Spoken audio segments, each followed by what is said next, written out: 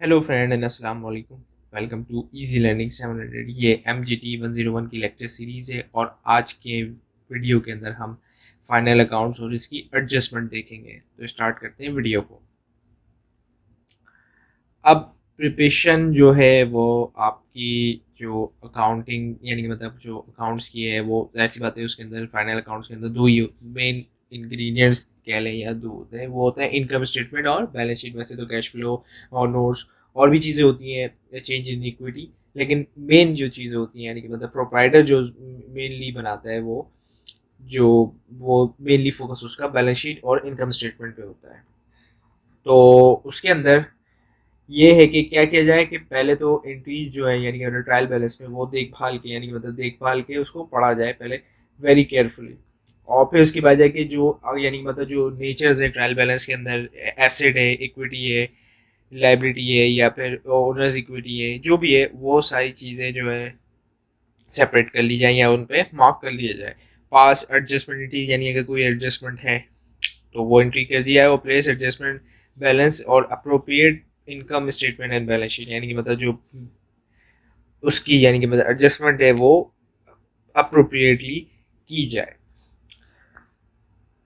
अब इसके अंदर वही चीज़ है कि AEI LOU वही चीज़ कही जा रही है कि मतलब एसेट है, लाइबिलिटी इक्विटी है और ओनर्स इक्विटी है।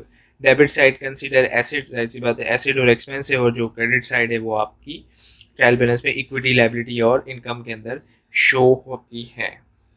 और जो take care of concern nature जो है वो मतलब यानी कि देखा जाए इसको इस तरीके से कि आपकी जैसे आप कैश इन हैंडल है तो ए यानी कि आपने एसेट यानी कि शॉर्ट टर्म यानी कि हम इसको करंट एसेट कहेंगे।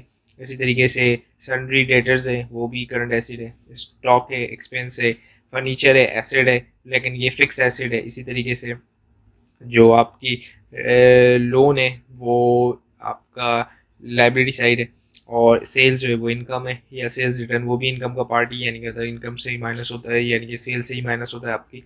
और सैलरी जो है वो आपका एक्सपेंस है और ग्राउंड रेंट भी एक्सपेंस है। इसी तरीके से आपकी जो पर्टिकुलर्स है वो मतलब अब ड्राइंग है वो ओनर्स इक्विटी है, और इसी तरीके से इंटरेस्ट आपने कोई पे किया है तो वो एक्सपेंस है, और कैपिटल है तो वो एक्सपेंस है, स्टेशनरी है तो वो एक्सपेंस है, इलेक्ट्रिसिटी चार्जेस वगैरह या इंश्योरेंस प्रीमियम या कोई और जनरल एक्सपेंस किया है वो सारा आपका एक्सपेंस है। अब इसके अंदर एक ये प्रैक्टिकल सिनेरियो देखते हैं कि एक ट्रायल बैलेंस दिया हुआ है और इसके अंदर अब हमें यानी मतलब क्या दिया हुआ है कि जो बिल्डिंग है डेप्रिसिएशन है वो 10% चार्ज हो रही है, और फिर फिक्सचर्स है, फर्नीचर्स हैं उन पे भी, और बिल्डिंग पे भी। सन्ड्री डेटर्स जो है वो एक जो है कस्टमर जो है वो डिफ़ॉल्ट कर गया है तो 75% रिकवरी इससे ज़्यादा नहीं हो सकती। और 25% जो ओन है कस्टमर ओन करते हुए is also credit 35 however to be set off हो सकता है इज़ नॉट रिक्वायर्ड है। इस तरीके से अनप्रेजेंटेड चेक्स जितने दिए हुए वो है, और गुड वैल्यू जो है वो डिस्ट्रॉय होगा किसके अंदर, जो आग के अंदर आग लग गई थी हमारे गोडाउन में तो उसके अंदर जल गई, लेकिन उसका इंश्योरेंस क्लेम हमें मिलेगा। तो अभी तक हमने एंट्री पास नहीं की, वो 7,500 रुपये। इसी तरीके अब ये वो वही चीज़ है कि हमारी सेल्स कितनी थी, एक्सपोर्ट सेल्स जो हमने सेल्स किया, cost of good sold, cost of good sold के अंदर ऐसी बात है opening stock plus cost of good sold minus जो है वो क्लोजिंग स्टॉक होगा। इसी तरीके से हमने ग्रॉस प्रॉफिट, ये वर्किंग अभी हम देखेंगे। अभी आपसे भी यहाँ पे ये देख लेंगे ये किस तरीके से एडजस्टमेंट हम कर रहे हैं। इस तरीके से अब डेप्रिसिएशन जो है वो एक्सपेंस है वही माइनस ऑफ बैड डेट है, लॉस ऑफ गुड्स है, हमने कोई चीज़ खो दी हमसे या फिर हमसे मिस हो गई तो वो इनकम क्या, अदर इनकम क्या है, रेंटल इनकम हमने की है अदर इनकम के अंदर, और रेंट रियलाइज हुआ है, और जो टैक्स था प्रॉफिट बिफोर टैक्स हमने लिखा और टैक्स जो दिया है वो कर दिया। बैलेंस शीट है, बैलेंस शीट के अंदर भी यही है कि भाई जो हमने डेप्रिसिएशन देखी थी कि चार्ज करेंगे डेप्रिसिएशन बिल्डिंग, शोरूम्स और फर्नीचर पे, और फिर उसके बाद एक इंश्योरेंस क्लेम उसके अंदर एडजस्टमेंट दी हुई थी 7,500 रुपये की, वो हमने एडजस्टमेंट करी है, और डेट्स वगैरह भी एडजस्ट किए हैं। और अपना जो बैंक का क्लोजिंग बैलेंस होता है वो हमेशा बैंक से पूछते हैं कि भाई आप इस वक्त हमारा क्लोजिंग बैलेंस कितना है, तो वो बता देते हैं हमें, तो इस तरीके से बैंक बता देता है।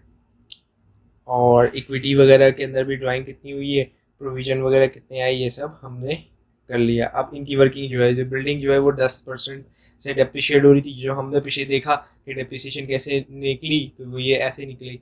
इस तरीके से शोरूम की जो है वो किस तरीके से निकली, फ्रिक्शन फटिंग। आप हमने पढ़ा था कि भाई जो 44% है उसका 25% मिलने के चांसेस हैं, तो 25% जो है वो हमने 11% कर दिया, और जो जनरल है वो 0.5 कर दिया। तो इस तरीके से हमने एडजस्ट करके बैड डेट्स निकाल लिए। और इस तरीके से कैश बुक के अंदर भी कि कोई हमारे संडे ऑर्डर्स थे वो, और direct credit interest income tax जो है वो 40% था हमारा टोटल, यानी कि मतलब प्रॉफिट बिफोर टैक्स पे 40% लगाया, तो हमारे 1,89,644 पे। अब जो हमने इंश्योरेंस यानी कि जो फायर में लॉस किया था वो, और जो आपका इंश्योरेंस क्लेम मिला है वो, उसको मिला के परचेज से, यानी कि इस तरीके से आपकी 1,000 रुपीज़ आ गई। कॉस्ट ऑफ गुड्स सोल्ड कितना है? कॉस्ट ऑफ गुड्स सोल्ड हमें ट्रायल बैलेंस में दिया हुआ था, और अब लॉस इन फायर उसको माइनस किया, तो हमारे पास आप एक्चुअल फिगर आ गई उसकी कॉस्ट ऑफ गुड्स सोल्ड की।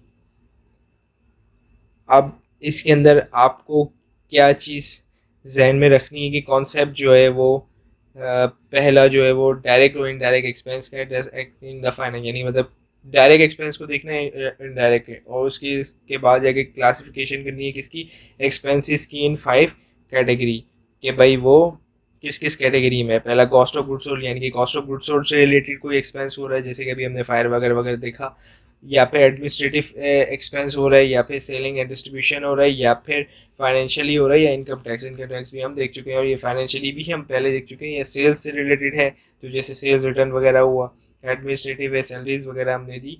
तो इस तरीके से हमें पहले कैटेगराइज करना पड़ेगा। मैं उम्मीद करता हूँ ये आपको वीडियो समझ में आई होगी। Thank you for watching this video.